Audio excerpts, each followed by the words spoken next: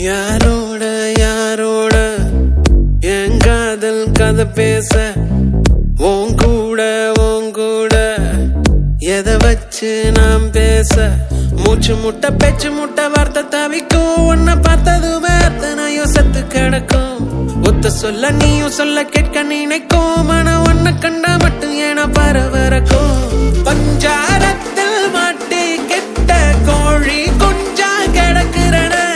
பஞ்சவர்ண கிளிய ஒன்ன நெஞ்சுக்குள்ள சுமக்குற சொந்தம் ஒண்ணு இல்லையேன்னு எங்க தவிச்சேன் உன்னை கண்ட பின்னால தூங்கி முழிச்சேன்